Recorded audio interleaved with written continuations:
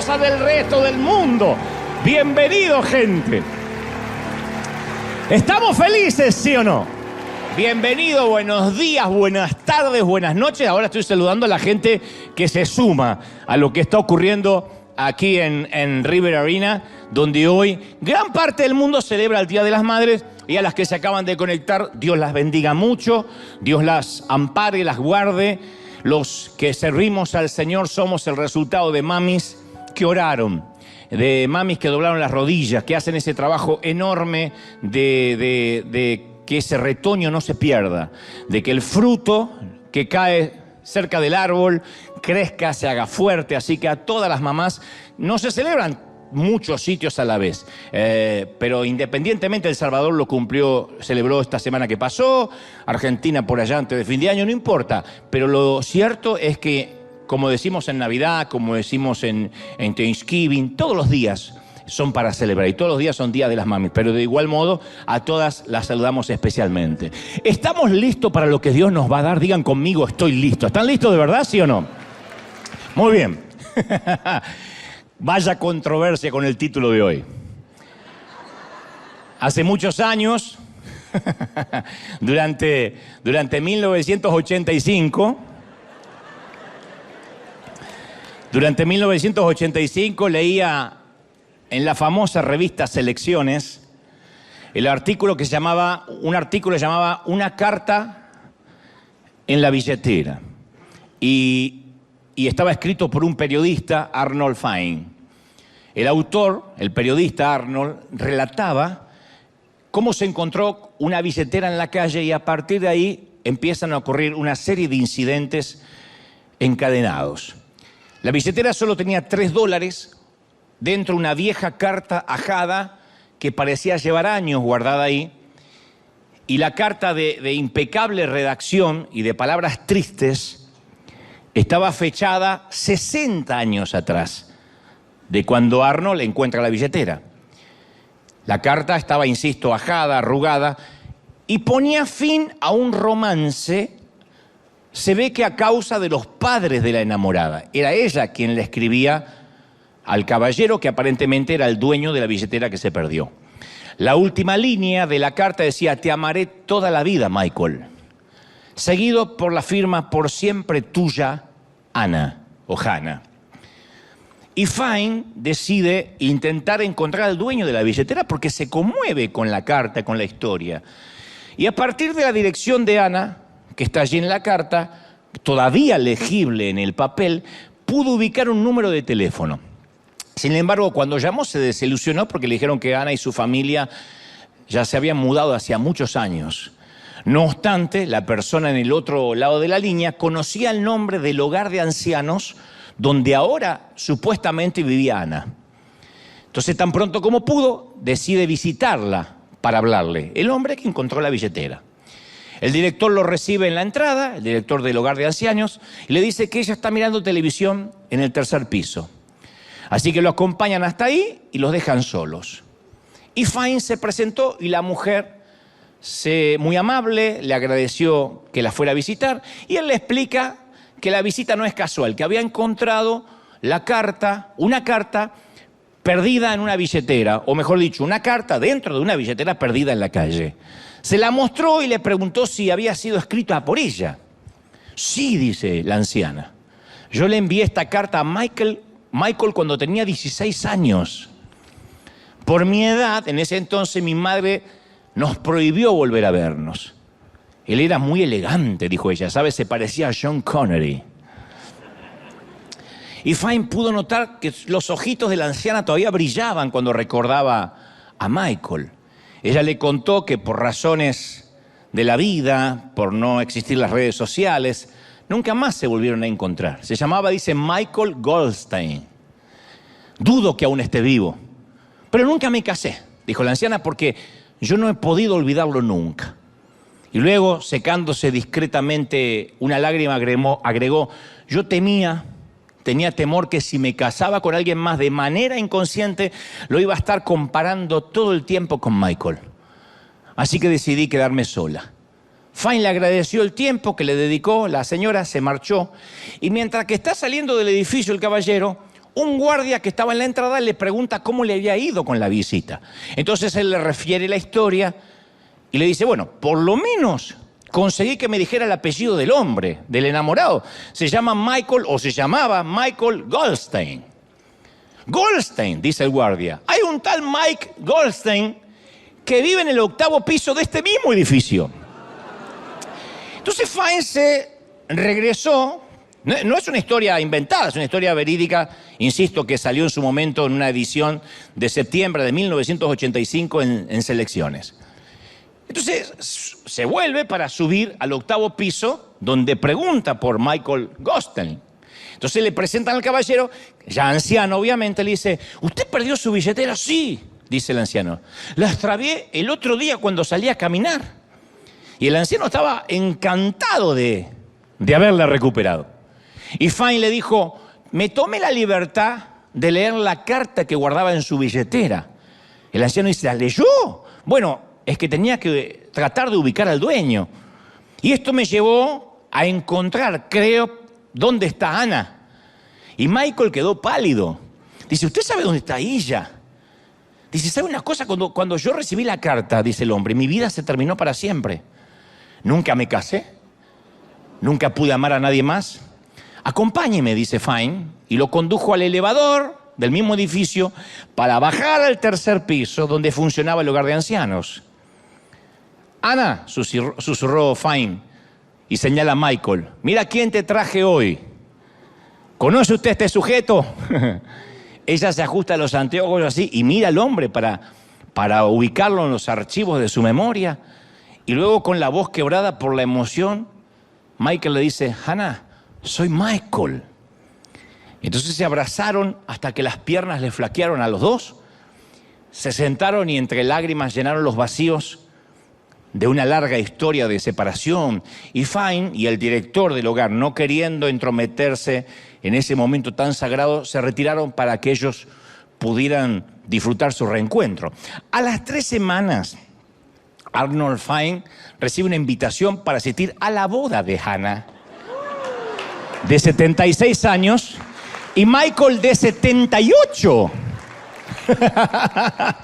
Y Fine concluye esta historia con las siguientes palabras. Dice, qué buena es la providencia de Dios, dice el periodista. Así termina la nota en Selecciones y con la fotografía, obviamente, de esta hermosa pareja. Qué buena es la providencia divina. Qué buenos son esas historias que teje Dios. Esta conmovedora historia, a mí me hace pensar que hay gente que está destinada a algo y que ese destino no se puede alterar. A mí me emociona mucho la manera en que Dios a veces teje sus hilos, pero no podemos ignorar que para que esta historia concluyera de esta forma, con este final feliz, participaron 3 voluntades. Un hombre que amó tanto y no se casó porque no hubiese podido amar a otra mujer de la misma manera. Una mujer que fue fiel a su primer amor, aunque no era más que un adolescente, pero decide obedecer a sus padres y eso significa de que no lo vuelve a ver. Y por último, alguien que no tenía por qué involucrarse. El que escribe el artículo, el periodista o el autor que se propone devolver la billetera porque pensó que una carta guardada durante 6 décadas, 60 años, merecía reencontrarse con su dueño. Si las 3 voluntades no hubiesen coincidido, no hubiese ocurrido esto. Y siguiendo esta línea de pensamiento de alguien que no tiene por qué involucrarse, pero genera una historia de amor, me lleva a pensar en el papel de Ruth de las Escrituras. Cuando uno va al libro de Ruth, es una historia de amor perfecto, de amor desinteresado. No hay una historia de amor más auténtica, más diáfana que la de Ruth. Supera cualquier otra, al menos en materia bíblica. No es un cuento épico, es más bien un relato corto. Ustedes lo pueden leer si tienen tiempo. El libro de Ruth es muy legible, muy rápido, porque toda la historia está contenida en apenas 85 versículos. Pero es un cuento perfecto. Digo cuento tomándome una licencia de autor. Es una historia verídica, pero si fuese un cuento, es perfecto. Sin embargo, en 85 versículos atraviesa todo el rango de las emociones, desde el pesar más desgarrador hasta la cúspide de la felicidad. Ni un autor de las novelas de Univisión lo hubiese soñado así. A las 7, 6 Centro, La Rosa de Guadalupe. No, esto es mucho mejor. Aparte es la representación perfecta de la redención. Entonces, cuando uno va a la historia de Ruth, en el primer capítulo se nos presenta la familia de Elimelec, formada por su esposa Noemí, sus dos hijos que se llamaban Malón y Kelión. De pronto, así de un versículo al otro, la Biblia narra que viene una hambruna a Israel, un tiempo de escasez, que fuerza a Elimelec, el padre de familia, y su familia, a irse a los campos de Moab, a irse a otra nación. A veces el hambre nos hace ser inmigrantes, nos lleva a tierras que no quisiéramos ir.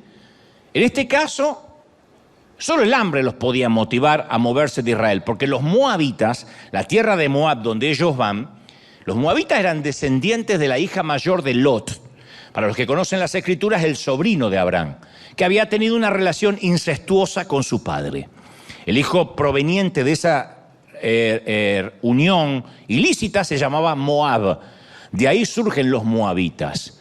O sea que los ancestros de Israel y los de moabita, los ancestros tenían una relación cercana, pero aún así los moabitas y los israelitas por alguna razón se despreciaban entre sí. Moab, para que tengas una idea, era la misma nación que alguna vez un rey llamado Balac le paga al mercenario Balaam para que profetizara contra Israel. Balaam siempre estaba hostil para con Israel e Israel para con Moab.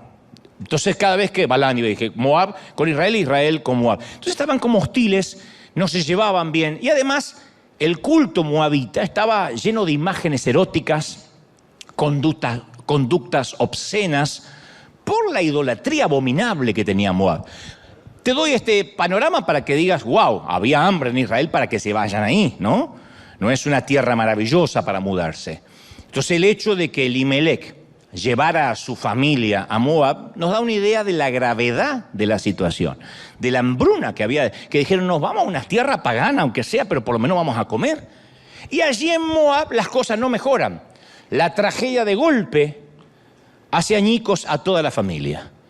Primero muere el jefe de la familia, Elimelec, dejando a su viuda Noemí, con la responsabilidad de criar 2 hijos en una tierra extranjera. Afortunadamente, Malón y Kelión ya eran grandes, aparentemente, y se casaron pronto. Por desgracia, escogieron esposas de ahí, moabitas. Los israelitas tenían expresamente prohibido casarse con mujeres paganas por miedo a que se volcaran a los dioses paganos de sus mujeres. Y estas mujeres paganas, que no eran del pueblo de Dios, una se llamaba Orfa, que quiere decir terca. De paso te lo regalo si vas a tener una hija algún día, decirle, para no decirle cabeza dura, Orfa, y no sabe que le está diciendo cabezona. Y la otra, Ruth, que significa amistad o amiga.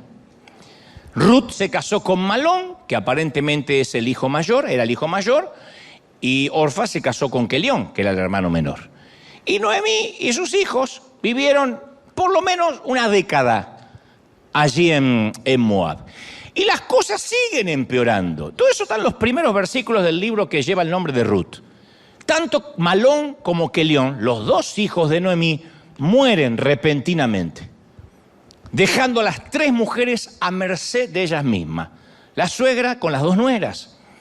Y en esa cultura era una situación casi imposible para sobrevivir.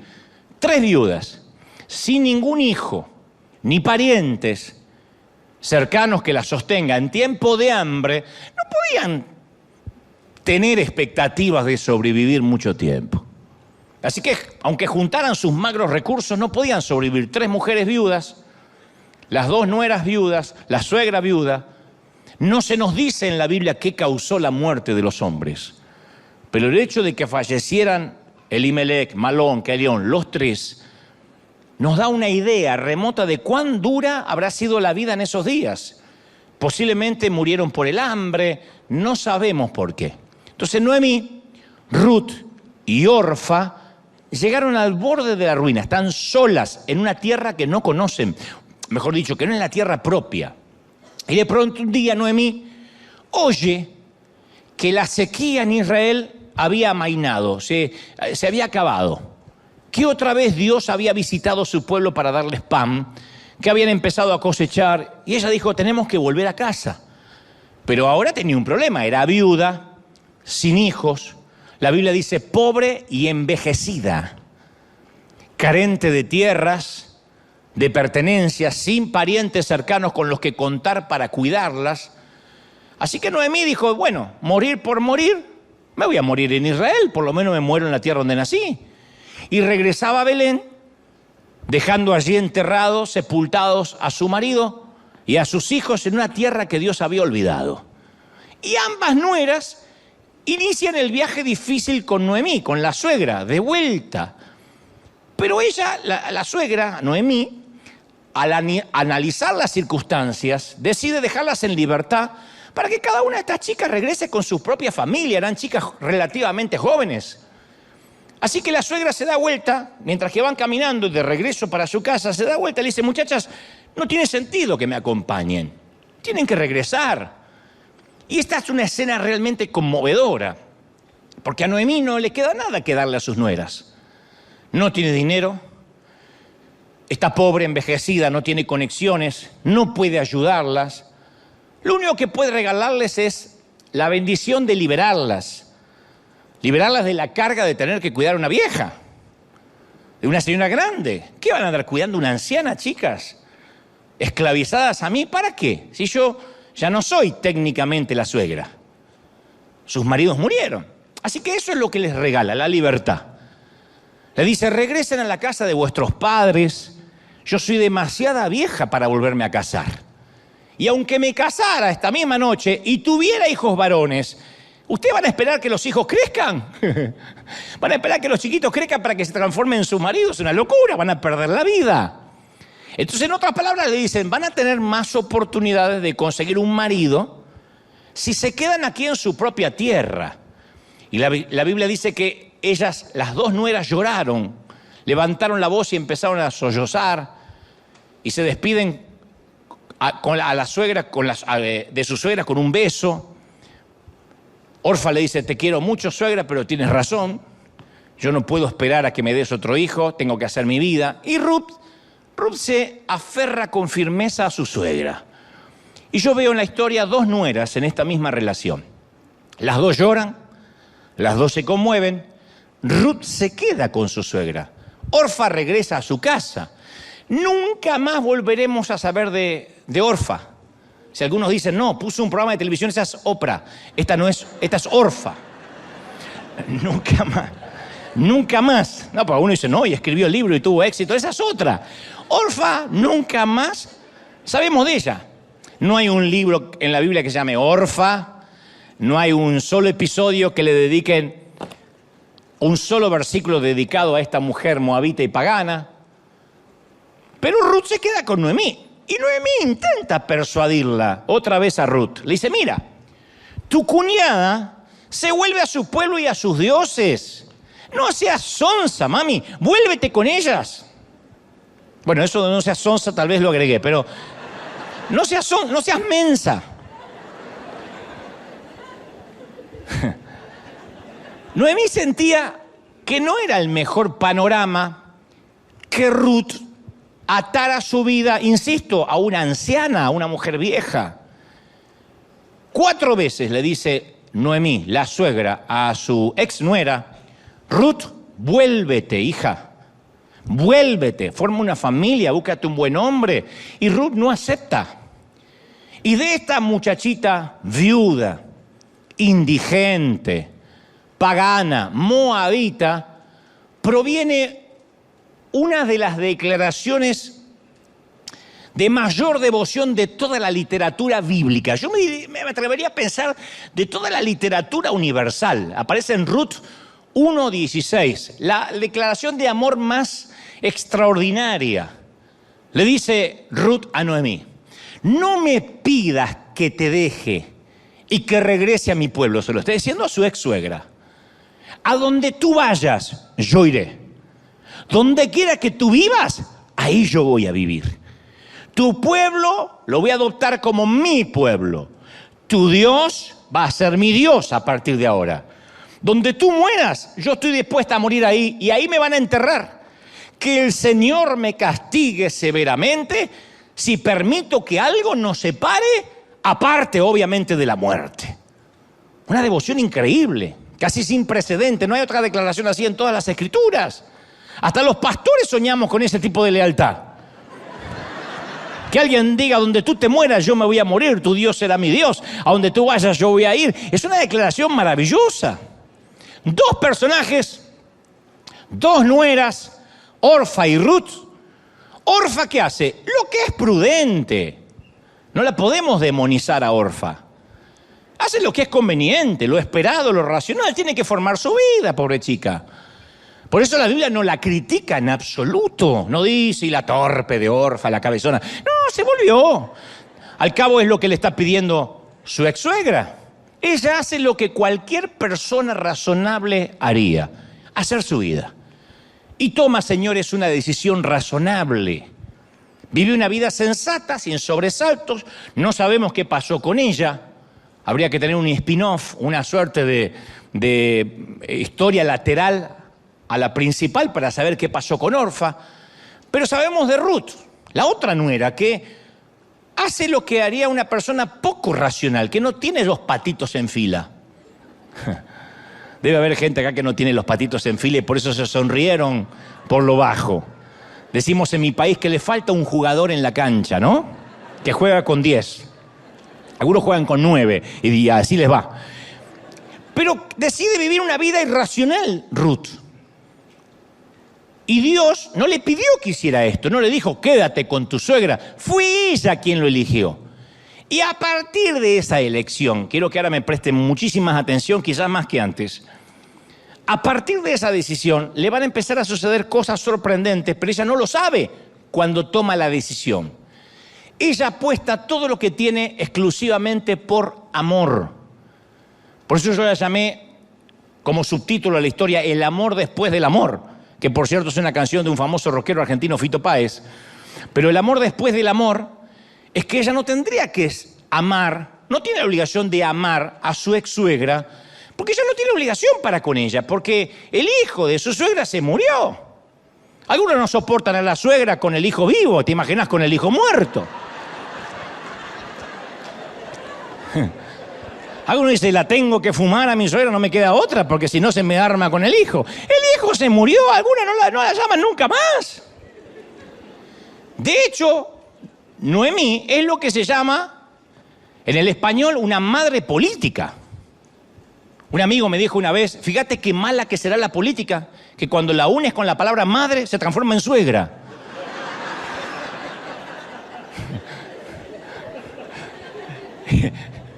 La política ensucia todo, hasta una madre, la transforma en suegra. Y además Ruth decide ser, lo cual no es un tema menor, una inmigrante indocumentada, ilegal en Israel. Pero no es de esos inmigrantes que se van de su país y viven en un país ajeno con la maleta medio desarmar, en términos metafóricos. Hay gente que nunca desarma la maleta del todo. Puede estar viviendo 20, 30 años en otro país que no es su país de natalicio y nunca desarma la maleta, siempre se está por ir, en cualquier momento se raja para su tierra. Yo he conocido a muchos, no justo en este servicio no vienen al otro, pero que viven en este país, por ejemplo, y viven añorando la tierra que dejaron, lo cual no está mal, la nostalgia está muy buena. Pero estoy hablando de aquellos que trabajan aquí con la intención de enviar remesas o juntar algo de dinero y cuando pueda regresar a su tierra. Entonces no están ni allá, porque de allá salieron, y tampoco están acá. Y nadie que no bendiga la tierra comerá de su fruto.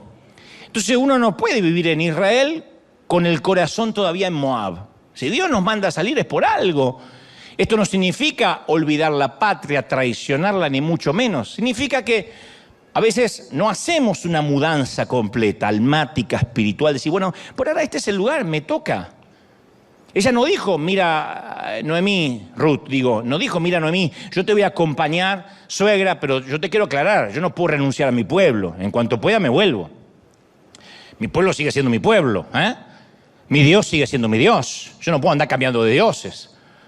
Ella le dijo, no, literalmente tu pueblo será mi pueblo y tu Dios será mi Dios. Esas no son solo palabras, esa es una decisión. Cuando Dios nos lleva de una tierra a otra, nos mueve geográficamente, uno tiene que tomar la decisión de decir, bueno, mi temporada ahora es esta, 100%, no un poco. Este es el lugar. Hay gente que no solo esto es a nivel geográfico, a nivel nación, a nivel iglesias. Hay gente que se cambia de congregación, pero su corazón todavía está en la otra congregación. Porque allá servía, porque allá había más esto, porque había menos de lo otro. Hay gente que no puede quitarse los despojos de la tierra donde ya pasó, de una temporada que terminó. Y Ruth decide vivir como inmigrante toda su vida. En Moab era ciudadana. Ahora es un inmigrante. E ilegal, además. Pero caminan juntas. Ahí van las dos, suegra y nuera, o ex suegra y ex nuera juntas. Es extraordinario, es inaudito en la literatura antigua. En toda la literatura es inaudito. Se enfrentan al mundo, son Thelma y Luis, yéndose juntas de Moab a Israel. Los muy espirituales que no saben quién es Thelma y Luis pueden buscarla en Apocalipsis. Vivas o muertas, son ellas dos, hasta el final del camino, ¿no? Ruth no tiene idea, pero la decisión que tomó la da a ser parte de una historia más grande. Una historia que es más grande que ella misma. Ella no tiene idea de que ella tendrá un libro, estará en el canon bíblico. No tiene la menor idea. Ella es una pagana, una inmigrante ilegal. ¿Qué se iba a imaginar que va a haber un libro en la Biblia llamado Ruth? Si hubiese sabido, le hubiese dicho a la cuñada, ¿viste, Orfa? Vos solo vas a tener un programa de tele.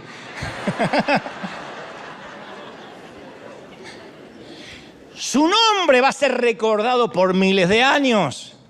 Ahora, insisto, ella no elige irse con Noemí por ninguno de esos motivos. Sus motivaciones es el amor, nada más.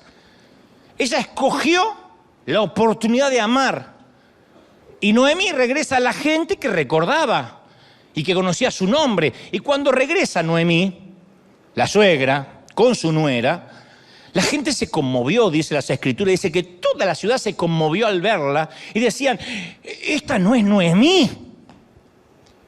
Y ella, la que se había ido al exilio, y ella respondió, no me llamen Noemí, llámenme Mara, porque Mara significa amargura. No era que ahora era una mujer necesariamente triste y amargada. Ella dijo, porque en amargura me ha puesto el Todopoderoso. Noemí significa agradable, los nombres tenían significado. Bueno, hasta la actualidad los nombres tienen significado. El mío significa gran orador, argentino, campeón del mundo, etcétera. No sé qué significará el tuyo. Perdón por tener gran significado, perdón. Agradable se llamaba Noemí, pero ahora dice, no, llámeme amargura. Porque claro, ahora su vida era del color de la tristeza. Y le toca a Noemí, ustedes dicen, ¿de qué va a vivir ahora en la tierra que regresó? De las migajas de las cosechas ajenas. Porque había una ley bíblica, una ley mosaica, una ley que venía de antaño, que establecía, está en Deuteronomios y Jueces la ley, que establecía que incluso los más desposeídos de Israel, de algún modo tenían derecho a ganarse la vida. La ley decía que cuando un campo era cosechado, lo que cayera de las gavillas debería dejarse sin recoger deliberadamente. De hecho, cuando la fruta era tomada de los árboles o las viñas, tenían que dejar una parte sin arrancar, no podían cegar a fondo. Tenían que cegar o cosechar, se presume, dicen algunos, un 80 o 90%. El resto de las cosechas eran destinadas para las viudas y los huérfanos, que podían ingresar a las fincas, a los campos, y recoger lo que había sobrado del día. Tenían otro horario para recogerlo, obviamente. Era una ley para que nadie pasara hambre. Entonces las opciones de Ruth y Noemí eran solamente esas, estaban limitadas a esa, esperar que toda la gente que tenía su campo recoja la cosecha, dejen las migajas, los restos, y ellas entraban cerca del atardecer hasta la noche lo que podían recoger. Los familiares más cercanos de Noemí no tenían la obligación legal de sostenerla, porque no eran parientes directos para sostener a la viuda.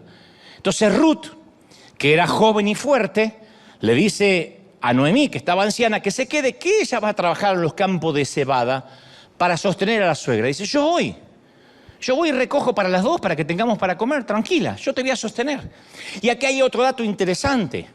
El difunto Elimelech, el esposo de Noemí, tenía un pariente adinerado llamado Boaz, o Boaz.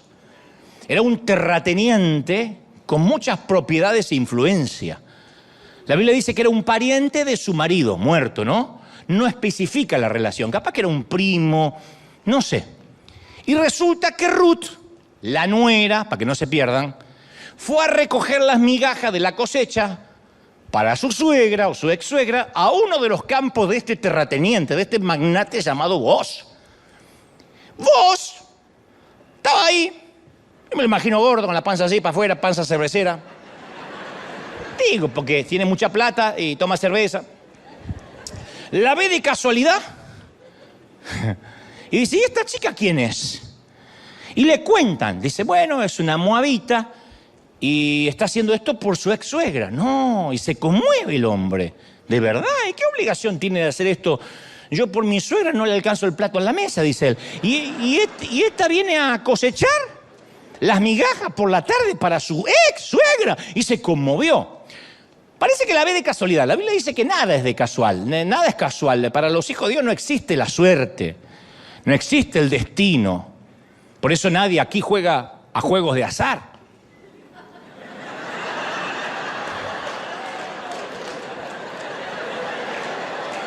Nadie ora para que le salga el gordo de Navidad. El único gordo de Navidad puede ser el que ronca a tu lado, pero no te lo va a salir. No hay nada en casual porque Dios siempre está manejando los hilos, como nuestra historia inicial de Michael y Ana. Por eso la elegí para comenzar.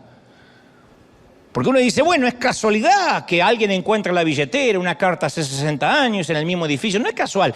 Dios empieza a manejar las voluntades para que la historia feliz se concrete. Y esto es igual. Vos se acerca y le da una bendición especial a la muchacha. Le da un piropo, un halago, pero a modo de bendición. Le dice, muchacha, Jehová recompense tu obra. Dice que tenía voz de locutor. Muchacha, Jehová recompense tu obra. Y tu remuneración sea cumplida de parte de Jehová, cuyas alas has venido a refugiarte. Era Neruda el poeta. Neruda era. Jehová te recompense, cuyas alas has venido a refugiarte. Y la respuesta de ella, dice la Biblia, fue hermosa por su humildad. Se sonrojó, inclinó su rostro y le dijo, Señor mío, yo no soy ni siquiera una de tus criadas. Gracias por verme.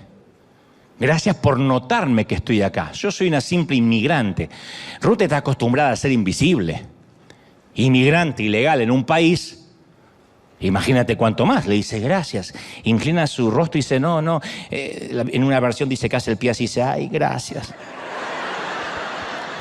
No tengo base bíblica para eso, pero me la imagino. Y vos se derrite y se enamora de inmediato. Y muy caballerosamente se acerca a Ruth y le dice, mira, tú puedes venir a espigar en mis campos cuando quieras. Le he ordenado a mis hombres que no se atrevan a ponerte un dedo encima. Yo sé que una viuda joven, bonita, atractiva,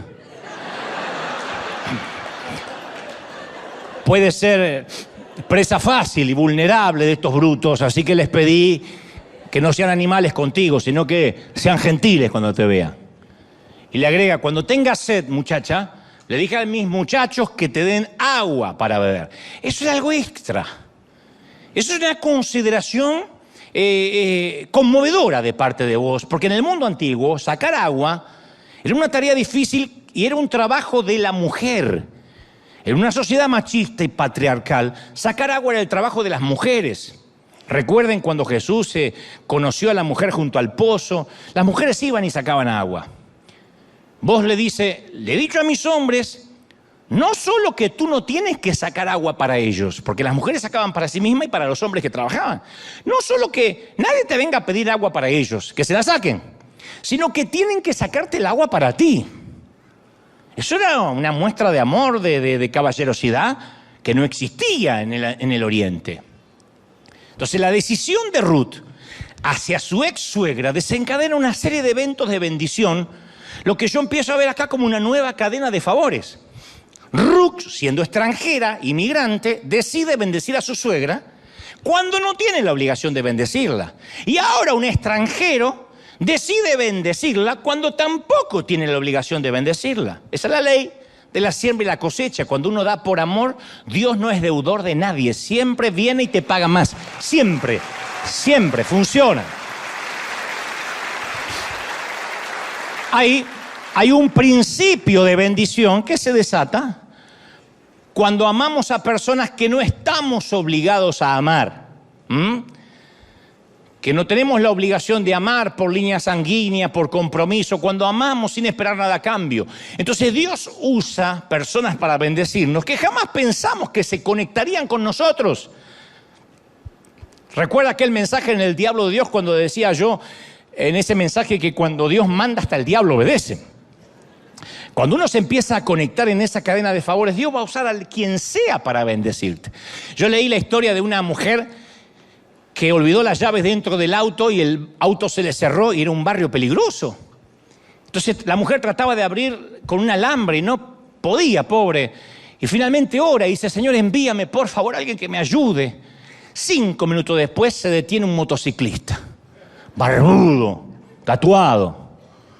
La mujer pensó, ¿en serio, Dios? Este tipo, encima que me olvidé la llave adentro, me van a robar. Entonces cuando el hombre le dice, si la puede ayudar, ella dice, mire, ¿usted podría forzar la cerradura de mi auto? Él dice, ningún problema, señora. Toma el alambre, tac, tac, y lo abre así en unos minutos.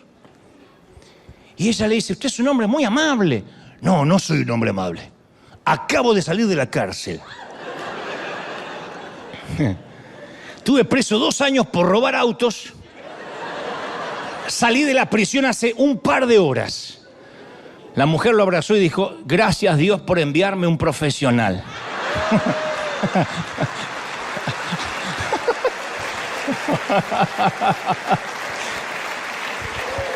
Cuando Dios manda, hasta el diablo obedece, ¿no? Entonces, quiero que sepas esto. Cuando Dios quiere bendecirnos, va a usar a quien tenga que usar para abrirnos cualquier puerta cerrada. La puerta que se te trabe no tiene que usar un gancho, una percha, no, va a venir alguien profesional. Siempre hay alguien que te abre la puerta. Y por otra parte, otro tema que no es menor, el amar, como hizo Ruth, cuando no tenemos la obligación de hacerlo, desata el principio de Ruth, lo que yo llamo el principio de Ruth. Alguien más te compartirá de su cosecha. En este caso le agregaría y te dará agua. Alguien más compartirá de su cosecha. En un periódico llamado Crónicas de San Francisco apareció un artículo acerca de una conductora de autobús llamada Linda Wilson Allen. Ella ama a las personas desconocidas que se suben a su autobús como pasajeros. Y ella dice la historia que, porque salió en el periódico, que ella conoce a los viajeros frecuentes, a los que viajan siempre, se aprende sus nombres. Por ejemplo, una mujer de 80 años tenía unas pesadas bolsas de supermercado y estaba luchando con las bolsas. Linda, la conductora de un autobús de línea, sale de su asiento, baja del autobús y le ayuda a subir las bolsas de compras de la anciana. Y desde ese día la anciana deja pasar en las paradas de autobuses los demás para poder tomar el autobús de Linda. Linda ve a una mujer que se llama Tania en la parada de autobús. Cuando faltaban pocos días para Día de Acción de Gracias, la ve perdida, extranjera, en un día muy frío. Y entonces le dice a Tania, para el autobús, dice, si estás sola aquí y no conoces a nadie, quiero que vengas a mi casa a pasar Acción de Gracias conmigo y con los niños. Y ahora son íntimas amigas. Entonces el periodista escribió el artículo, porque viaja todos los días el periodista en el autobús de Linda. Dice que ella logró formar una pequeña comunidad en ese autobús y los pasajeros le ofrecen a Linda sus casas para vacacionar, le llevan plantas en macetas, ramos de flores. Imagínate lo ingrato que debe ser conducir un autobús, pasajeros de mal humor, embotellamientos de tránsito. Y el periodista le preguntó, ¿cómo es, Linda, que tienes esta actitud? Y ella dijo, yo me preparo a las 2:30 de la mañana cuando me arrodillo a orar en mi closet durante 30 minutos cada mañana. A las 3 salgo. 2:30 estoy arrodillada y ahí ella le pide a Dios que la guíe y cómo puede ayudarla a bendecir a las personas que encuentra en su ruta. Cuando llega al final del recorrido, ella suele decir, esto es todo, chicos, gente amada, los quiero, cuídense. Y los pasajeros dicen, ¿qué conductor de autobús te dice que te cuide? Ni mi madre me dice que me cuide. Entonces la gente empieza a preguntar, ¿dónde encuentro a Dios? Pueden encontrarlo en el autobús 45 que va por San Francisco. Las personas dicen, ¿dónde me encuentro una iglesia? Detrás del volante del autobús que va por San Francisco. Porque nuestros pacientes son nuestro ministerio, los clientes son el ministerio, el negocio es el ministerio. Eso es esperar, amar sin nada a cambio, amar sin esperar nada a cambio, dar y Dios abre puertas divinas, ¿sí o no? Bueno, pero regresemos a nuestra historia de amor. Cuando Noemí, la suegra, que cuando la nuera va, ella volvió 10 veces, como todas las madres. Cuando Noemí se entera de la bondad de Booz hacia su nuera, le dice, ¿sabe? Le dice Ruth a Noemí, ¿sabe que hoy el dueño de la finca me dijo que no solo no saque agua para mí, sino que va a poner a sus hombres a que me saque agua a mí? ¡Oh! Y a Noemí se le ocurre una idea, le agarra el espíritu de Celestina y se le ocurre una idea. Noemí tiene la intuición, que no falla, de que Booz está interesado en Ruth. Dado que era mujer, Noemí, el protocolo le prohibía a Noemí acercarse a Booz y menos para organizarle una cita con su exnuera. Sin embargo, Noemí decide que Booz, piensa que Booz necesita una suerte de ayudita sutil. ¿Viste que hay hombres que necesitan un empujoncito, más bien una patadita en el traserito para que entiendan? Dice, este hombre necesita una ayudita sutil para tener una cita con Ruth. La Biblia no menciona si Booz era casado. Se supone que no. La tradición judía dice que pudo haber sido el credo dice que pudo haber sido un soltero vitalicio. Era soltero porque podía haber tenido una personalidad excéntrica. O sea que nadie lo aguantaba. Entonces, estaba esperando un buen arreglo matrimonial que nunca llegó. De paso te regalo esta frase. No eres solterón, eres excéntrico.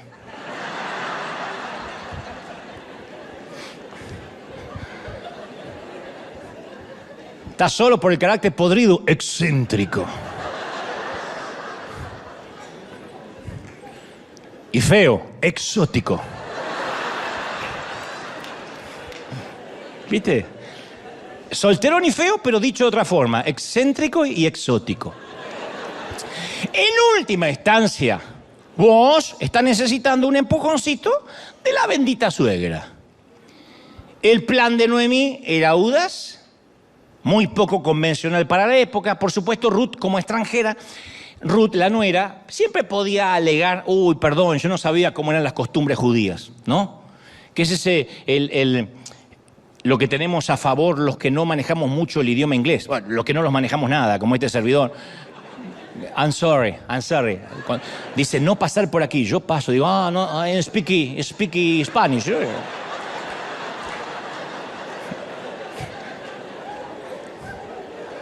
Embarco primero en los aviones. Oh, I'm sorry, no entiendo. Por ahí no, señor. Spanish. Siempre uno tiene privilegios que te da la ignorancia. No es una virtud la ignorancia, pero te da algunos privilegios. Ella podía alegar, bueno, yo no sé las costumbres, pero aún así, si alguien judío habría sabido el plan que está ideando Noemí, los guardianes del decoro y la doctrina la habrían liquidado. Así que ella dice, vamos a hacerlo entre nosotras, le dice a la nuera. Por supuesto, no involucraba ninguna indecencia, el plan. Noemí nunca le hubiera pedido nada a Ruth que comprometiera su virtud o que le hiciera renunciar a su modestia. No le estaba pidiendo nada indecente. Pero lo que le aconsejó a Ruth fue escandalosamente adelantado para la época. Hoy sería algo normal, para la época no. El plan de Noemí, en esencia, es que Ruth le proponga matrimonio a vos. Hoy es casi normal. Ay, me parece que quiere algo conmigo, dice él. Pero en este tiempo no. Claro, Noemí dice, si vamos a esperar a que este solterón se dé cuenta, este está fuera de mercado hace años, no tiene la menor idea. Nos vamos a morir de angustia las dos. Por eso le dice a la nuera, te bañarás y te ungirás con el vestido más lindo que tengas. Irás a la era era algo así como el casco de la finca, pero no te darás a conocer hasta que él haya terminado de comer y de beber. Cuando él se acueste, la nuera ya no le está gustando. Pero no le va a pedir nada indecente, ¿eh? Vas a notar el lugar donde él se acuesta, que no tenía que meterse en una habitación. Cuando estaban recogiendo la cosecha, dormían en los graneros, al aire libre, por el calor, pero en una manta, en un sitio. Entonces dice, tú vas a ver a dónde él se acuesta, tú irás y descubrirás sus pies y te acostarás ahí. Esto está en Ruth 3:3 para los que dicen, qué locura, este pastor está cada vez más loco. Está en la Biblia. Descubrirás los pies y te acuestas a los pies. Ruth básicamente estaría proponiéndole matrimonio a Boaz. Ahora te voy a explicar. Dice la Escritura, descendió pues a la era, donde estaban ahí comiendo los hombres, hizo todo lo que su suegra le había mandado. Esa frase me mata, una frase de antología. A veces para ser bendecido tienes que hacer todo lo que tu bendita suegra te mande. Increíble. Si no estaría acá, no lo creería. Hizo todo lo que su suegra le había mandado hacer. Y dice la Biblia, y cuando vos hubo comido y bebido, y su corazón estuvo contento, se retiró a dormir a un lado del montón, el montón de cosecha que había ahí, ¿no es cierto? Estaban los lagares, estaban los sitios donde se levantaba la siega. Entonces ella, Ruth, viene calladamente, como dijo su suegra, le descubre sus pies, le deja los pies al aire y se recostó a sus pies. A la medianoche, él se despierta, aquel hombre, y vio que una mujer estaba acostada a sus pies. Y le dice, ¿quién eres? En la oscuridad. Y ella respondió, soy Ruth, tu sierva. Por favor, extiende el borde de tu capa, de tu manta, sobre tu sierva, porque tú eres un pariente cercano de alguna forma de mi ex suegra. Acuérdense que vos, este terrateniente, era un pariente de su ex suegra. Simbólicamente en Israel, si él la cubría con la manta, significaba que podía casarse con ella y cuidarla. Si la sacaba rajando esa noche, se frustraba el plan de Noemí. Y él le dice, bendita seas tú de Jehová, hija mía. Has hecho esta bondad que estás haciendo, postrera, es mejor que la primera. Yo pensé que levantar la cosecha para tu ex suegra, ya eso te hacía una gran mujer. Pero esto, no estás yendo en busca de un joven pobre o rico. Esta última frase, no fuiste en busca de un joven, en otras palabras le dice, tú eres tan joven, tan bonita, que podías elegir a quien quisiera. Y alguien más joven que yo. O sea, este comentario nos da la pauta que vos no eras ni Brad Pitt ni Chayanne.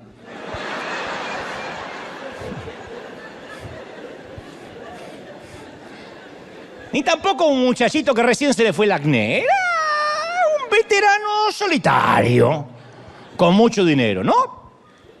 Y le aclara, ahora pues, no temas. Yo haré contigo lo que tú digas. Pues la gente de todo mi pueblo ya te conoce que eres una mujer virtuosa. El testimonio de ella había hablado. Más que todo lo que ella pudo haber contado en una hoja de vida o en una red social. El testimonio de verla levantar las espigas todos los días para su suegra, cuando ella no tiene la obligación de hacerlo, ya ese rumor se había corrido. Y ahora es cierto, dice Boaz, que yo soy pariente cercano, no de ella, sino de la ex suegra. Pero quiero aclararte que hay otros parientes más cercanos que yo. Así que pasa aquí la noche, cuando sea de día, si ese pariente que yo conozco te redimiere, bien. Si él no te quisiera redimir, ahora te explico esto, también vive Jehová, pero tú descansas hasta la mañana. No la tocó, no la rozó, ella estaba ahí a los pies. La Escritura no dice cuál era ese pariente más cercano de Noemí, que por ahí Noemí no sabía, pensaba que vos era el único pariente. Vos le dice a Ruth que a él le gustaría avanzar, que le encantaría aceptar la propuesta matrimonial, pero que tiene que aclarar algunas cosas con ese otro pariente que podría tener un derecho prioritario. El otro pariente decía, no, yo soy el que la puedo redimir. Y le explica la situación a Ruth y la anima a que se quede a sus pies por el resto de la noche. No ocurrió, insisto, nada inmoral, por supuesto, y vos, como buen caballero, protegiendo la reputación de Ruth, la despierta antes del amanecer. Le dicen, vete antes de que los hombres estén hablando pavosadas, y principalmente las viejas acá del barrio que les encanta. Hay unas hermanas que les encanta y sacan conclusiones y que yo me parece que ya existían. Entonces,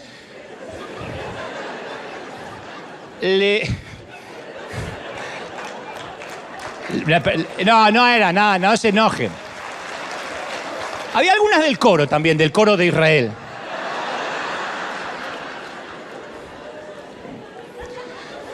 Que cuando no cantan hay que decirle canta, mija, porque si no, que no son como ella, pero en Israel, ¡ah! Y le dice, no quiero que te vean salir de acá del lugar donde estoy durmiendo y digan, a ver qué pasó algo. Y le da una generosa porción de grano de obsequio para Noemí y dice, ¡Ey! No te vayas con las manos vacías a ver a tu suegra. Otro consejo bíblico, nunca visites a tu suegra con las manos vacías.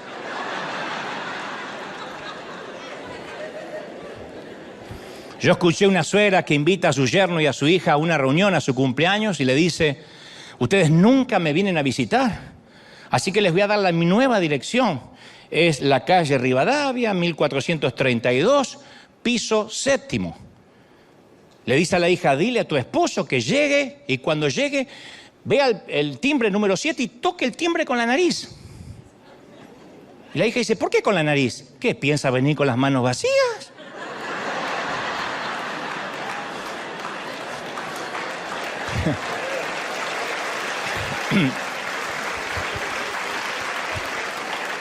Te regalo la indirecta también, para el yerno.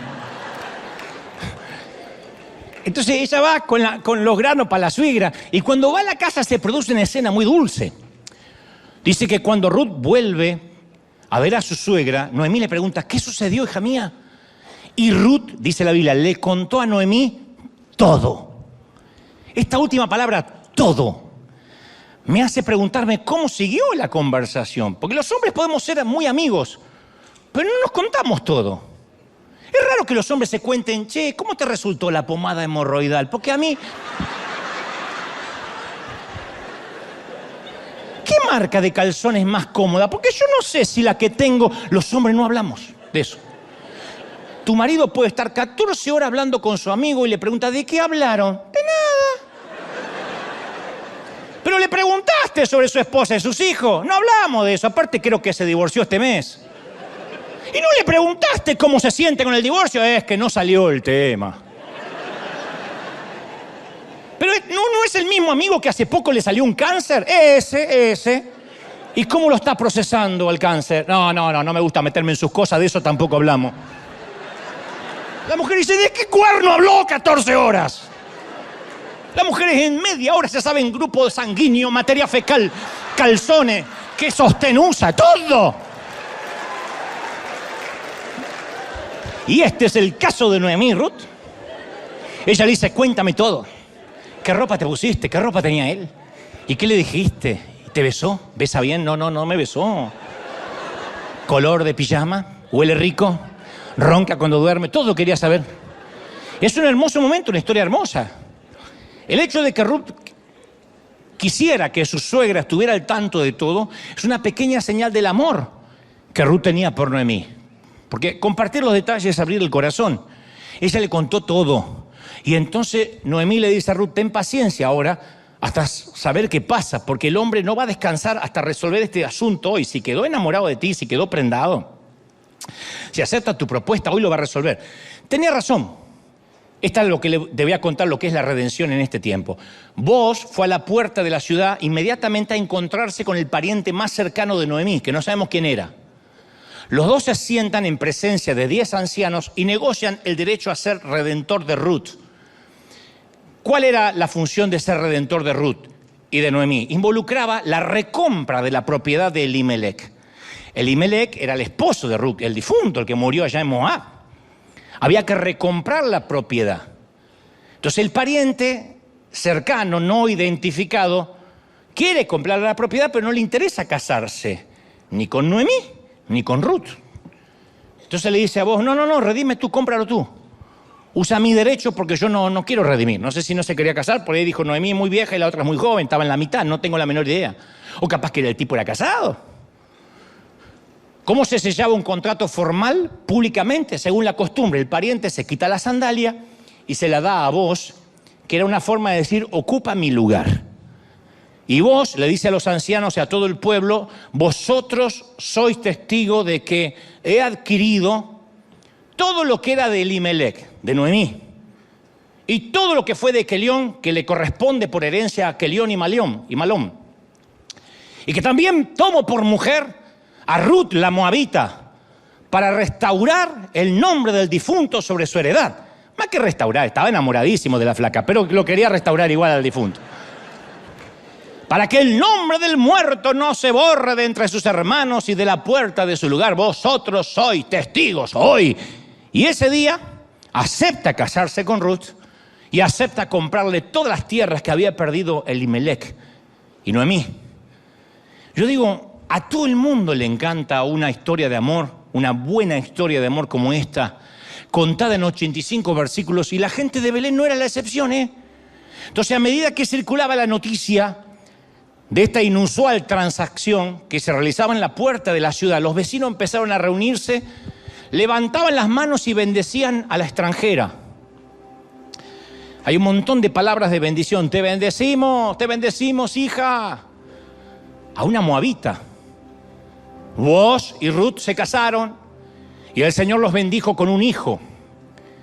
Y el nacimiento de ese niño hizo tal conmoción que todas las mujeres de Belén le dieron una bendición a la bendita suegra Noemí. En lugar de bendecir a la mamá flamante, Ruth, fueron a buscar a la señora. Y le dijeron, loado sea Jehová, que hizo que no te faltase pariente, cuyo nombre será celebrado en Israel, el cual será restaurador de tu alma, sustentará tu vejez, pues tu nuera, que te ama y te amó siempre, ha dado a luz, y ella es de más valor para ti que 7 hijos. Eso es impresionante, porque en esa cultura patriarcal, que una hija, que las mujeres eran desechables, y nuera encima, fuera mejor que 7 hijos, era increíble. 7 era el número perfecto. Ella dijo, tener esa nuera es mejor que haber tenido 7 hijos varones. Eso habrá sido un récord mundial. Una mujer que superó tener 7 hijos varones en los tiempos, insisto, patriarcales. Y un último detallito, un remate extraordinario. Un epílogo que sorprende a cada israelita que lee esta historia. Al niño de Ruth y Boaz lo llaman Obed. Y Obed se convierte en el padre de Isaí. Las últimas palabras de esta historia de amor están en Ruth capítulo 4, versículo 22. Las últimas palabras de esta historia dice, e Isaí, como colorín colorado, como fin, dice, e Isaí fue el padre de David. O sea que Ruth engendró a Obed, Obed a Isaí, e Isaí fue el padre de David. Así termina la historia. Mientras van pasando los créditos, dice, e Isaí fue el padre de David. Para los entendidos, Ruth fue la bisabuela del rey David. El rey David, el héroe David, el salmista David. Ahora resulta que Ruth, una gentil, una moabita, una indocumentada, una ilegal, una pagana, terminó siendo la bisabuela de David. Es extraordinario. Resulta que David, el mejor rey de Israel, no era israelita de sangre pura. Por parte de la bisabuela tenía algo de sangre moabita. Así es como Ruth, una mujer moabita, aparentemente destinada a la viudez, a la maldición como posiblemente Orfa. Su lealtad y amor la llevaron lejos de su propia gente. Fue traída como inmigrante a Israel y llegó a ser madre en la línea real que daría origen al gran e inolvidable rey y salmista de esa nación. Y recuerda que así como termina diciendo, y fue la bisabuela de David, el libro comienza diciendo, en los días que los jueces gobernaban Israel hubo hambruna en la tierra. Así empieza, un drama.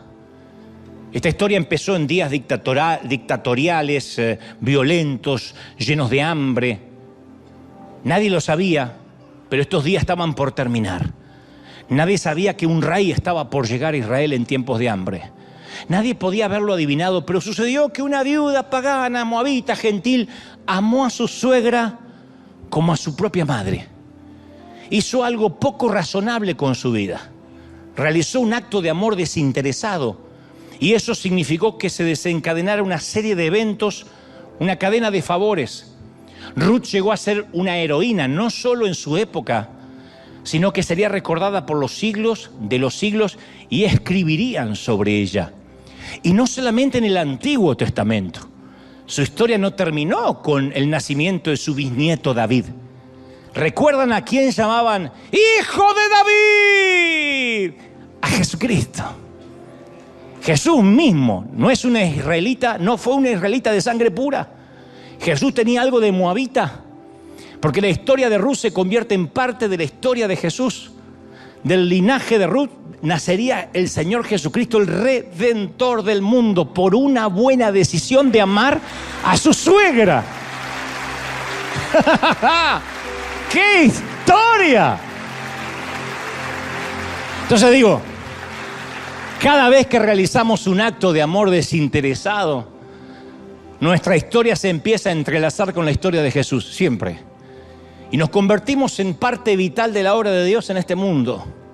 La única manera de arreglar una historia rota, una historia quebrada, seas indocumental, ilegal, viuda, huérfano, separada, separado, divorciado, vengas de una vida deshecha, la única forma de arreglar una vida rota es integrarla a una historia más grande.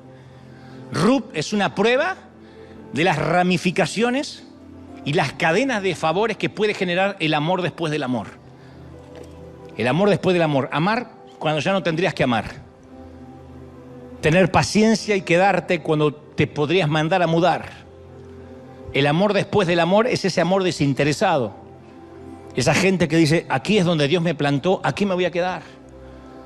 Y que soporta los vientos huracanados de los inviernos y los otoños como los días hermosos de verano y primavera. Que aprende a vivir en todas las temporadas.